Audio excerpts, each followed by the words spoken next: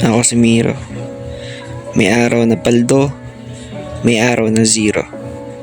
Well, ganun talaga yung negosyo. Tamad ako pag dating sa trabaho. Pero pag usapan yung negosyo, aba syempre, mas mabilis pa tayo sa alas 4. So ngayon, samahan niyo ako. So bali ngayong araw na to, wala naman tayong ibang gagawin kundi linisin yung filter natin sa first chamber dito sa main pan namin dito sa koi farm, no. Ayan, kasama ko si Chris tsaka si Carlo. At so bali ngayong araw na to, ayun pala namin kukunin yung napanalunan namin sa auction na chocolate, no.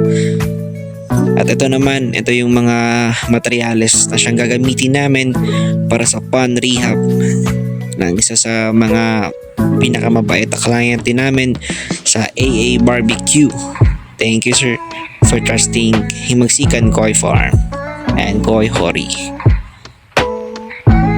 At ito naman, syempre, alam niyo na yan, ito ang aming main pond sa Himagsikan Koi Farm. Ayan, konting feeding muna.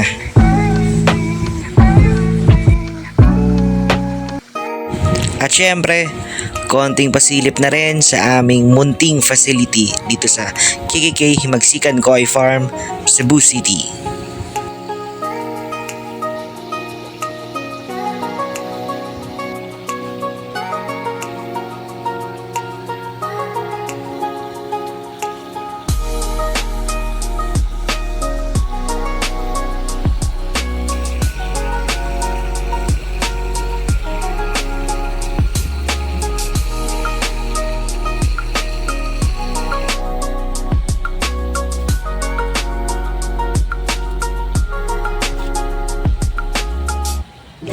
At syempre, may mga isda rin kami dito na for sale and we can also accept installment na rin, no, sa mga gustong kumuha.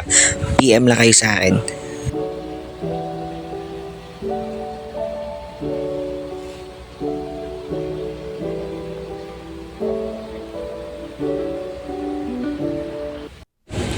At yun, papunta na tayo sa DNA Koi Farm para pick upin yung napanalunan natin sa auction na imported chocolate from Kawakami Koi Farm around 76 cm, no?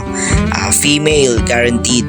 At eto, bago kami dumiretso kina Doc Aljeric, pumunta muna kami kay Andres Mayagma, kay Pare Koi, no, para bumili ng ibang kakailanganin dun sa farm.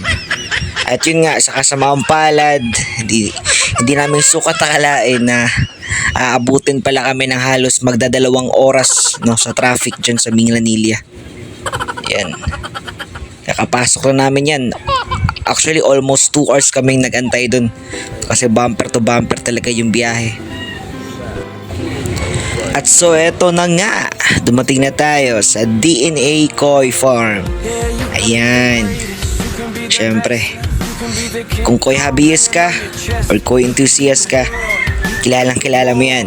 Ito na nga, dinakip na ni Doc, no, Aljeric yung ating imported chocolate from Kawakami Koi Farm.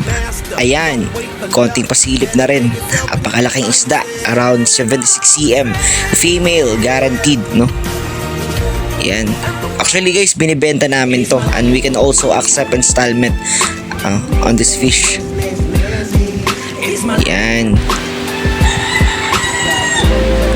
At syempre, ito na nga, sobrang bait talaga ni Doc. Siya pa talaga yung mismo nagpack ng aming napanalunan na koi, no. Maraming salamat, Doc, at marami kaming natutunan sa'yo sa how to keep the fish, no. Yan nga, pauwi na tayo.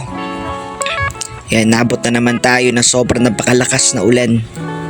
Yan, maraming salamat nga pala kay Doc. Yan, sa pabaon na DNA Koi Farm na cup. May bago na naman tayong helmet. Ayun, what's up? Pauwi na tayo. Ito, karintot na nga ako. Bakit sa susunod ang vlog. Peace out.